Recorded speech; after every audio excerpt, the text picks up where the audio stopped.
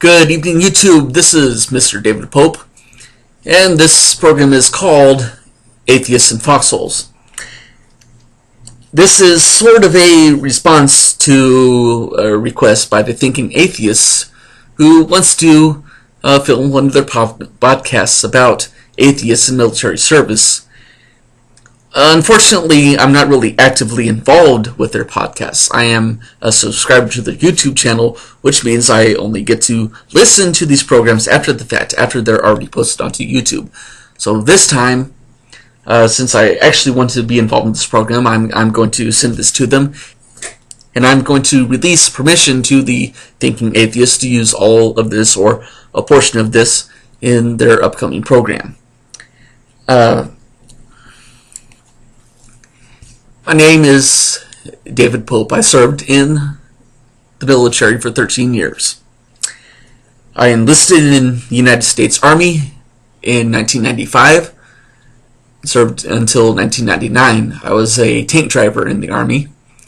I served a tour of duty in Fort Hood, Texas, and then went overseas and served 16 months at Camp Casey, Korea. From 2000 to 2008, I was enlisted in the United States Navy. I was a fire controlman, second class surface warfare, which means I was a radar technician who used high-powered weapon systems, guns and missile systems. I served on board the USS Vandergrift during deployment to Operation Iraqi Freedom, and I served on board the USS Ford during counter-narcotics deployment to Central and South America. During my entire duration of my military service, I was a very devout Christian, evangelical type Protestant Christian. I even served as a religious slave leader in my time in the Navy, which meant that I provided the religious services on board the ship in the absence of an embarked chaplain. And since I served on board frigates in my entire time in the Navy, the Vandergrift, the Gary, and the USS Ford, that meant the chances of having a chaplain on board for any lengthy period of time was slim to none. In fact, in over 6 years of sea duty, we had a chaplain on board for a grand total of about a month. So for all the rest of that time I was on board these different ships, the responsibility of providing for religious services fell to me and fell to other religious lay leaders. And so this gives me a unique perspective on what religious life is in the military. And only because I was so evangelistic in my time in the military, I pretty much forced myself to talk to people about what their religious beliefs actually were.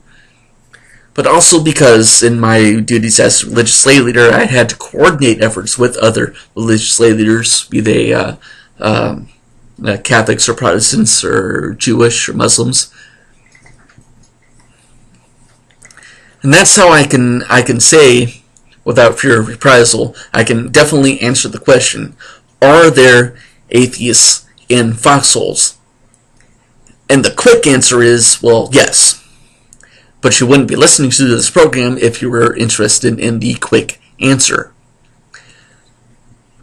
The actual answer is that among the military members, they run the full gambit of different religious beliefs, be they Christians or Jewish or Muslims or Sikhs or Buddhists or Hindus, and yes, atheists and agnostics. The surprising statement is that the vast majority of people in the military are non-religious. And I want to distinguish these individuals from people who are identified as atheists and agnostics. I do not hold simple non-religious people as being atheists, as much as Aaron Ra wants to say that, well, you're non-religious, that just means you're atheist. I disagree with that as much as I respect Aaron Ra's opinion. It simply isn't true. These people were not atheists, they were simply non-religious. Now, the question then becomes, why is the military so concerned with religious beliefs, particularly among the chaplain's corps in the military if most of people in the military are, in fact, non-religious?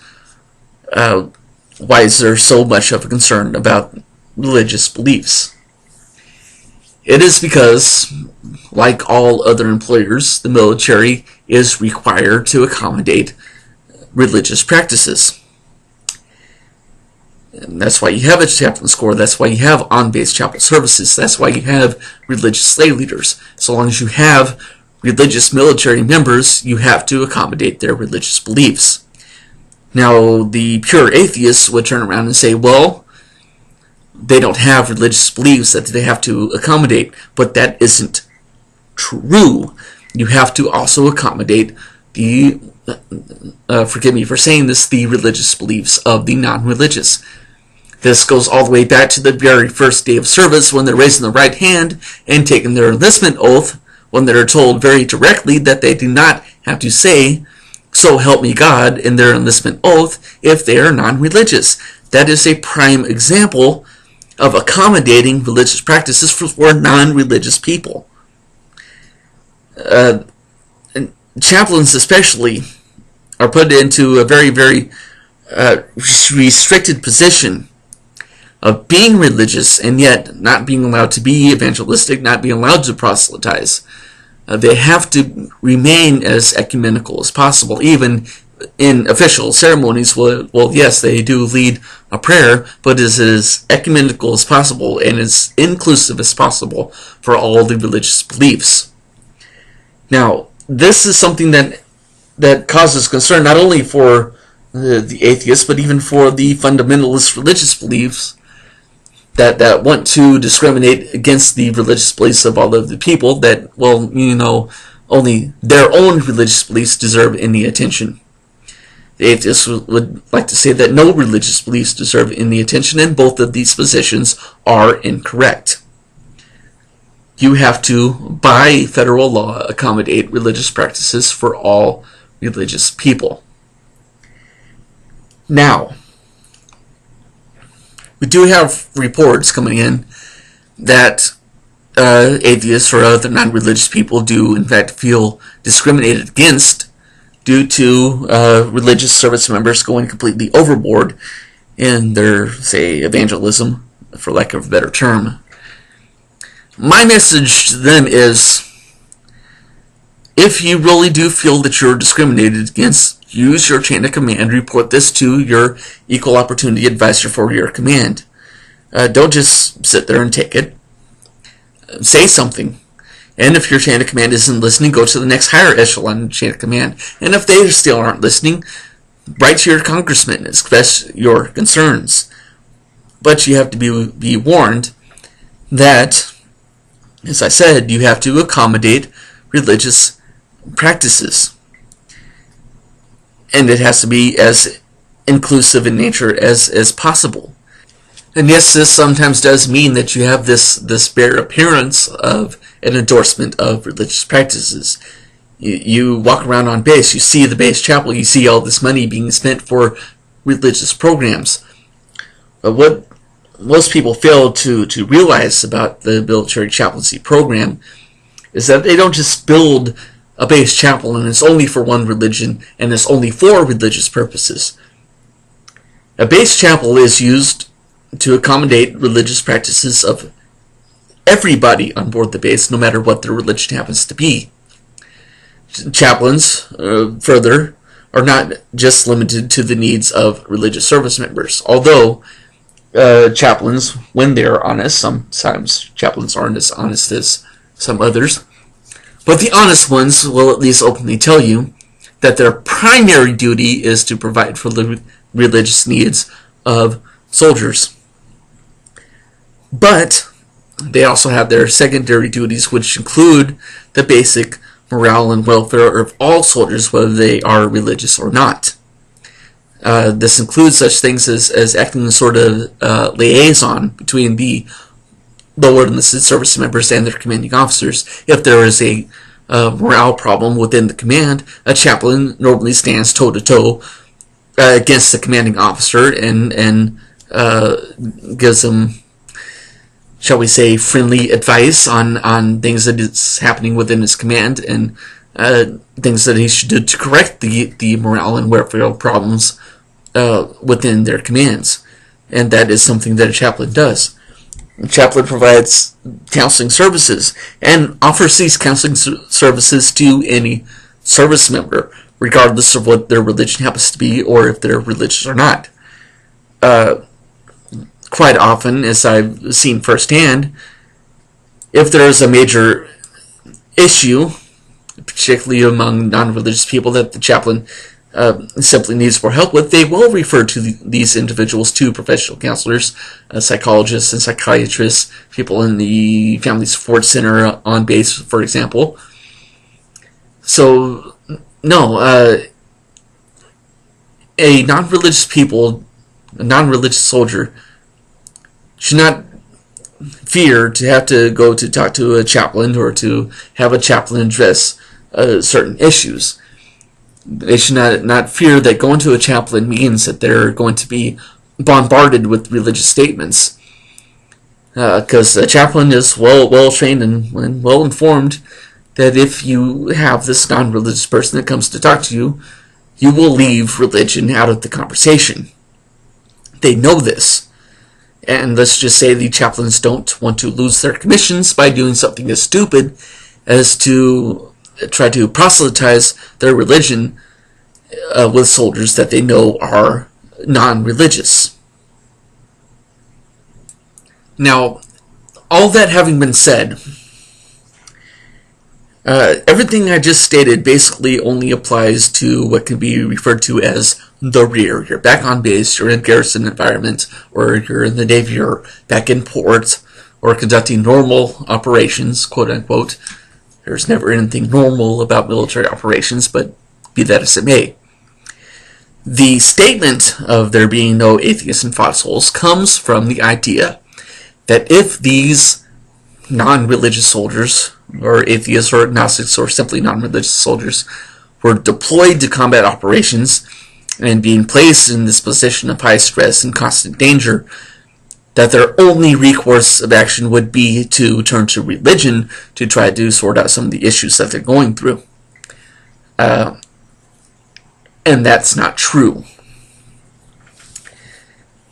Just being in combat operations does not necessarily mean that somebody is going to suddenly become religious.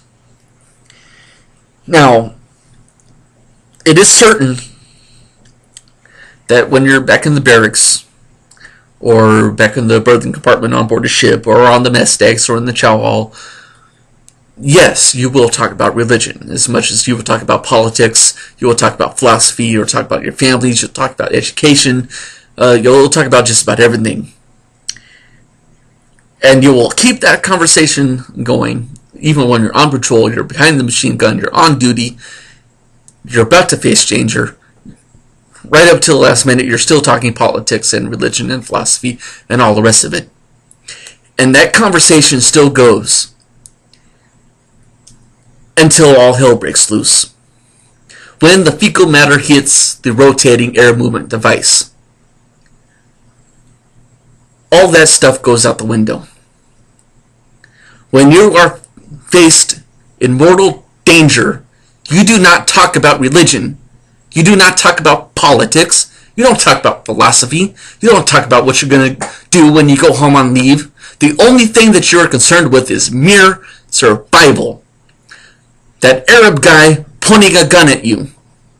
That is what you're concerned with. And anybody who has their minds on anything else is going to die, and is going to put everybody else in danger of dying. In that situation, you have to keep your head in the game. So no, you don't think about religion when you're in that position. You think about the bullet that just whizzed past your head and lodged in the chest of the guy behind you. That's what you think about. This whole idea of being religious and on the battlefield, oh, it doesn't happen. There are no battlefield conversions. It doesn't happen.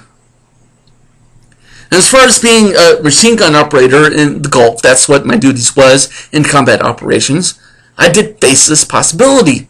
And bear in mind, I was religious when this happened, and yes, as we were going towards this position where we might actually be put into danger, yes, I prayed that one last prayer, and knock on his gray painted metal, nothing actually happened.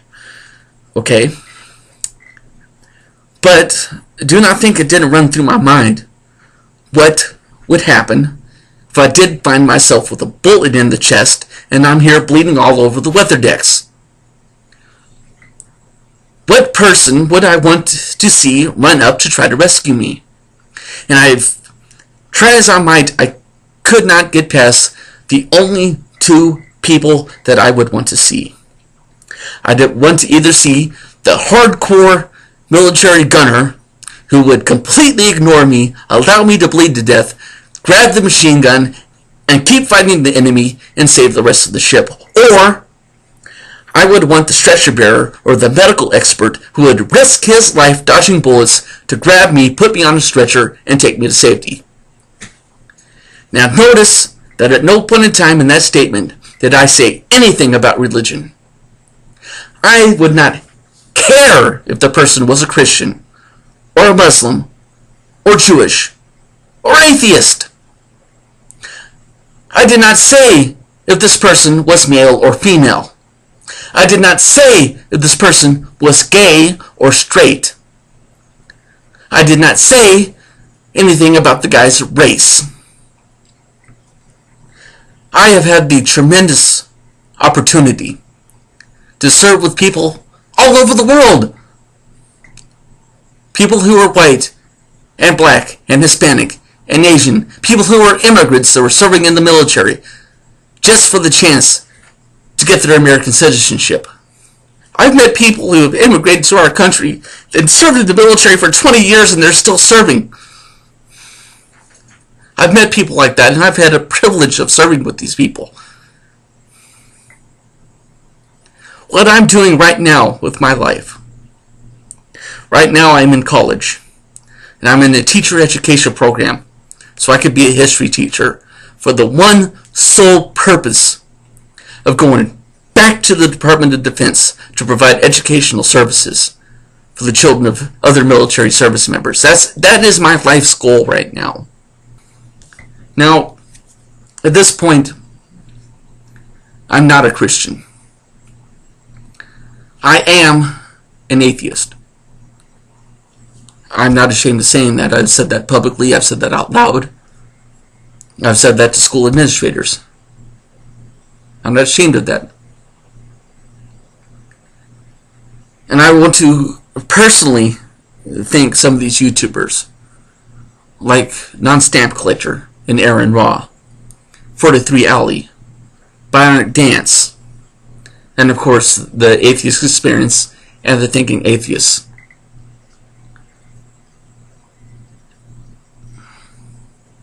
I want to thank you all for what you are doing and the stance you are taking. I may not agree with everything that every one of you guys say, but of course I thank you for the stance that you are taking. I thank you for the honor that you're giving to military service members on this Veterans Day, and we really do appreciate it.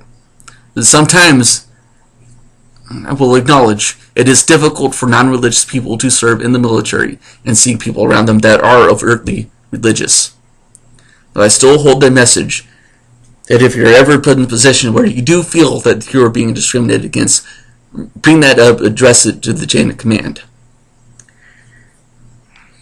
Thank you for listening.